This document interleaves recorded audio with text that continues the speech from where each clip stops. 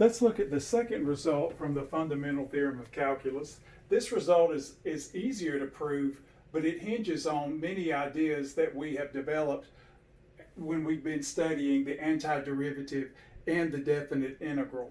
So again, we suppose that f is continuous on AB. Then, and this is why I call this the evaluation theorem, the integral of f of x dx evaluated from a to b is just f of b minus f of a, where we have the uppercase f in the right-hand side to differentiate it from the lowercase f here. Sometimes I just call that big F, where the big F is any antiderivative of f on the interval AB. Now, that seems to be a very flexible statement, but we already know now that this part of the fundamental theorem ties us into the concept of antiderivative.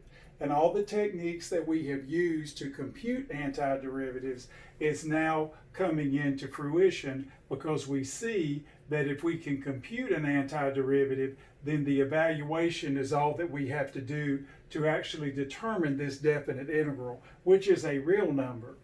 So the proof is very straightforward. What we'll do is we'll just let big F be any antiderivative of little f and consider the antiderivative g of x from the last result, from the differentiation theorem, which is the integral from a to x of f of t dt, where x is contained in the interval ab.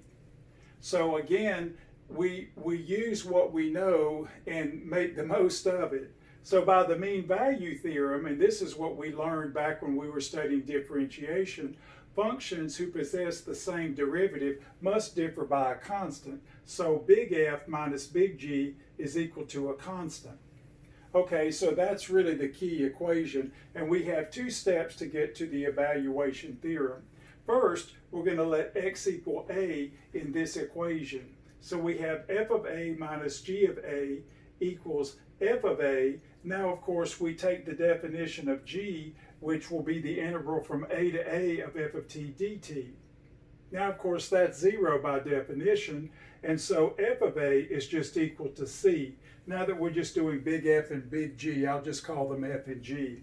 Now for 2, we're going to let x equal b. So in 1, remember, we've evaluated the constant. So now when x is equal to b, we go back to the equation. We have f of b minus g of b.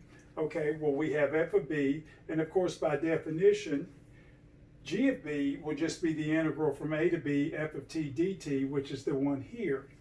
And of course, this must be equal to the constant, which we've determined to be f of a.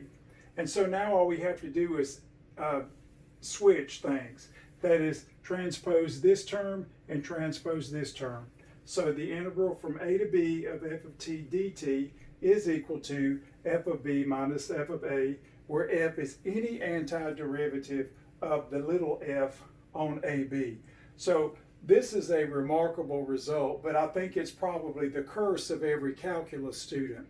We've already figured out that the computation of an antiderivative is much more difficult in general than the computation of a derivative. So what we will do as we continue in the course is to develop techniques for computing the big F, so to speak, and as you continue into Calculus 2 and Calculus 3, you will learn additional methods for computing the big F, so to speak. And we are done.